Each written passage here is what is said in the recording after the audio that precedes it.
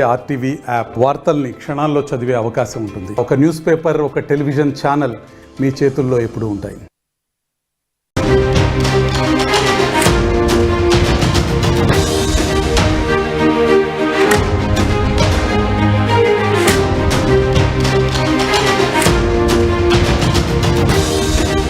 Breaking news చూస్తున్నాం. పాకిస్తాన్లో నీటి కట్టకట్టలు మొదలయ్యాయి.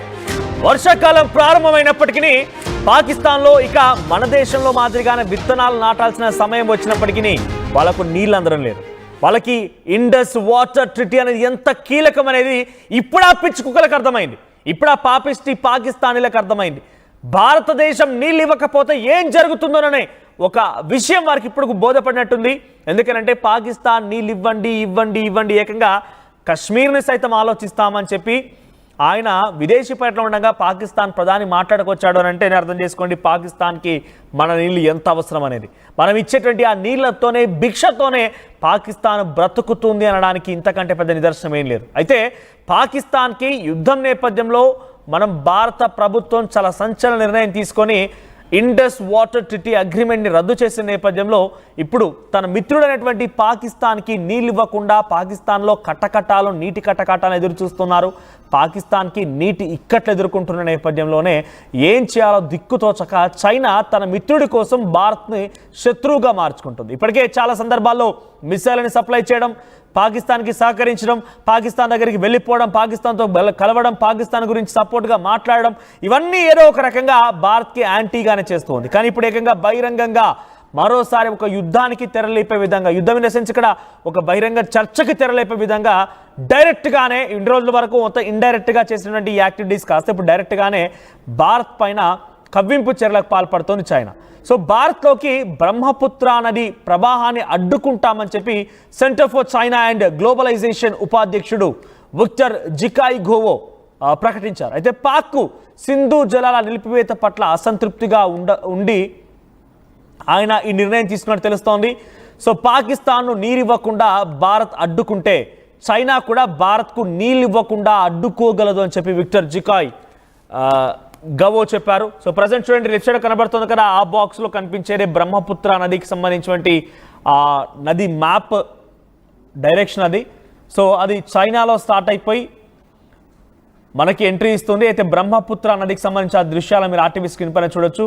సో అదంతా కూడా ఎక్కడి నుంచి ప్రారంభమవుతుంది, ఎక్కడికి వస్తుంది, ఈ నదీ ప్రవాహానికి సంబంధించి ఎంత ప్రభావం చూపిస్తుంది అనేది ఇక్కడ మనకు కనబడుతున్నటువంటి ఆ దృశ్యాలు కనబడుతున్నాయి కదా. సో ఇదే.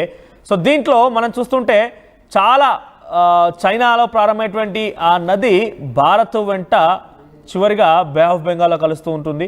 సో ఆ బ్రహ్మపుత్ర నది ప్రవాహాన్ని రాకుండా అడ్డుకుంటాం, మీకు నీళ్లు రాకుండా అడ్డుకుంటాం, మీరెందుకు పాకిస్తాన్కి నీళ్ళు ఇవ్వడం లేదు అని కూడా చెప్పారని ఒక బిగ్గెస్ట్ స్టేట్మెంట్ పాస్ చేశారు. ఇక్కడ ఏమంటున్నారంటే ఇతరుల పట్ల తాము ఎలా వ్యవహరిస్తామో తమ పట్ల కూడా ఇతరులు అలాగే వ్యవహరిస్తారని చెప్పి కూడా భారతదేశం గమనించాలి, గ్రహించాలి అని చెప్పి హితవు పలికే ప్రయత్నం చేస్తున్నారు. ఇక్కడ ఎవరికి హితబోధలు, నీతి వ్యాఖ్యలు, సూక్తులు అవసరం లేదు. చాలా క్లియర్గా భారత్ పైన పాకిస్తాన్ యుద్ధానికి దిగింది, ఉగ్రవాద చర్యకు పాల్పడింది, మా సామాన్య ప్రజల్ని రక్తాన్ని కళ్ళ చూసింది, రక్తాన్ని నీళ్ళపై చిందించింది, చంపింది, హతమార్చి అనేక రకాలుగా భారతదేశంలో దాడులకు పాల్పడింది. అటువంటి పాపిస్టి పాకిస్తాన్ కుక్కలకి నీళ్ళు ఇవ్వకపోవడానికి చైనా నుంచి వచ్చేటువంటి ఆ బ్రహ్మపుత్ర నదిని భారత్లోకి రాకుండా అడ్డుకోవడానికి ఏమైనా సంబంధం ఉందా? అంటే వీళ్ళు కూడా ఉగ్రవాదం వైపే ఉన్నాం, ఉగ్రవాదాన్ని పెంచి పోషిస్తాం, మేము ఉగ్రవాదులమైన రకంగా చైనా కూడా చెప్పకనే చెప్తున్నట్టే కనబడుతోంది.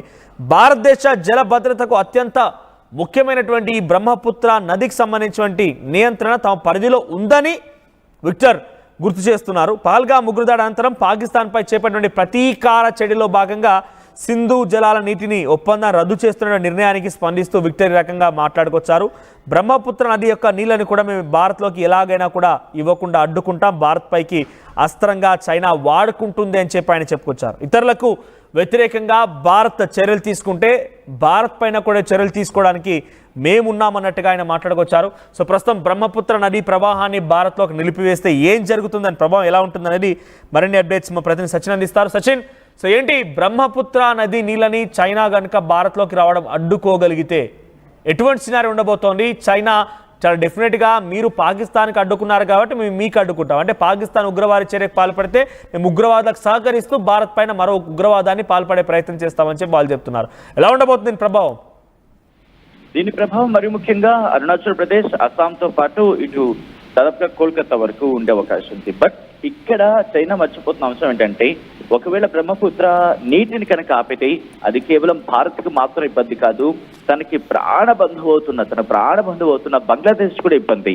ఎందుకంటే అరుణాచల్ ప్రదేశ్, అస్సాం దాటుకొని ఐ థింక్ నాగాలాండ్ త్రూగా, నాగాలాండ్ సంబంధం లేదనుకుంటా, అస్సాం, అరుణాచల్ ప్రదేశ్ అస్సాం నుంచి ఇటు బంగ్లాదేశ్ లోకి వెళ్తుంది మనోజ్. కాబట్టి బంగ్లాదేశ్ కూడా ఇబ్బంది. అండ్ అనదర్ థింగ్, ఇదే క్వశ్చన్ ని హిమాంత బిశ్వ శర్మ కూడా రియాక్ట్ అయ్యారు ఇదే అంశానికి సంబంధించి. ఎందుకంటే అస్సాం ముఖ్యమంత్రిగా ఉన్న సందర్భంలో ఆయన ఒక కమెంట్ చేయడం జరిగింది. ఆయన చెప్పిన మాటని కోట్ చేసే ప్రయత్నం చేస్తాను. బ్రహ్మపుత్ర ఏమి ఇండస్ వాటర్ లా కాదు. అఫ్ కోర్స్ ఇండస్ వాటర్ కూడా హిమాలయ నుంచి పుట్టిన తర్వాత అక్కడి నుంచి ఇటు భారత్ గుండా తర్వాత పాకిస్తాన్ కి మనం విడిచిపెట్టిన నీళ్ళు, అంటే అఫ్ కోర్స్ ఆ రూట్ అలా ఉంది కాబట్టి. బట్ ఇక్కడ ఏంటంటే ఓన్లీ 35% మాత్రమే ఇటు చైనా నుంచి వాళ్ళు చెప్పుకునే సోకాల్డ్ ఆ నది పేరు గురించి మాట్లాడుకున్న సందర్భంలో అక్కడి నుంచి వస్తుంది. బట్ రిమైనింగ్ అంతా మన దగ్గర టొరెన్షియల్ రైన్స్ అంటూ ఉంటారు, అంటే మన దగ్గర పడే వర్షపాతంతో ఆ నది ప్రవహిస్తూ ఉంటుంది. ఆ తర్వాత మన దగ్గర కూడా దానికి సంబంధించి ట్రిబ్యూటరీస్ ఉన్నాయి. ఆ ట్రిబ్యూటరీస్ ద్వారా అది దాదాపుగా 65 to 70% ఇండియాలోని అది ప్రవహిస్తుంది. మరి ముఖ్యంగా ఇక్కడ అరుణాచల్ ప్రదేశ్, అస్సాం, నాగాలాండ్, మేఘాలయ ఇక్కడ ఉన్న ట్రిబ్యూటరీస్ అంటే నదులు కావచ్చు, వాగులు కావచ్చు, వంకలు కావచ్చు, వీటి నుంచి వచ్చే వాటర్తో బ్రహ్మపుత్ర నది నిండుతూ ఉంటుంది. మేజర్ ట్రిబ్యూటరీస్ గురించి మాట్లాడుకున్నప్పుడు దీనికి సుబన్సిరి, లోహిత్, కమెంగ్, మానస్, ధన్సిరి, జియాభరాలి, కొపిలి ఇలా ఉన్నాయి. అలాగే అడిషనల్ గా చూసుకున్న సందర్భంలో ఖాసీ గారు, జైంటియా హిల్స్, మరి ముఖ్యంగా దీంతో పాటు కృష్ణాయ్, డిగారు, కుల్సి ఈ మేజర్ ట్రిబ్యూటరీస్ ఉన్నాయి.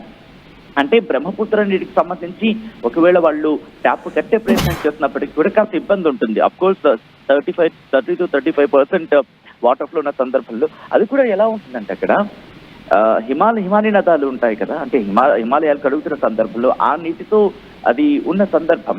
సో దాన్ని కట్టేదాని ప్రయత్నం చేసుకుంటే కనుక అఫ్ కోర్స్ ఇండియాకి కాస్త ఇబ్బంది ఉంటుంది. బట్ మేజర్ గా ఇబ్బంది ఉండకపోవచ్చు అనేది ఇటు అస్సాం ముఖ్యమంత్రి చెబుతున్న మాట. అయితే బ్రహ్మపుత్ర నది అనేది కేవలం అప్ స్ట్రీమ్ తో మాత్రమే బేస్ అవుతున్న నది కాదు, ఇండియాలోకి ఎంటర్ అయిన తర్వాత అది బలం పుంజుకుంటుందనేది ఇక్కడ ఆయన చెప్తున్న మాట. దాంతోపాటు ఒకవేళ చైనా కనుక వాటర్ ఫ్లోని రెడ్యూస్ చేయాలి అనుకుంటే అది అస్సాంకి సంబంధించి వచ్చే వరదల్ని అది అడ్డుకట్ట వేసే హెల్ప్ అవుతుంది తప్ప ఇంకా వేరే కోణం కాదు అనేది. అఫ్ కోర్స్ బ్రహ్మపుత్ర నదికి సంబంధించి అక్కడ పెద్ద ఆనకట్ట కట్టే ప్రయత్నం చేస్తోంది, పూర్తిగా నిర్వహించే ప్రయత్నం చేస్తోంది. భారత్ కూడా దీనికి తగినట్టుగా గతంలో మనం మాట్లాడుకున్నాం, చైనా కనుక బ్రహ్మపుత్ర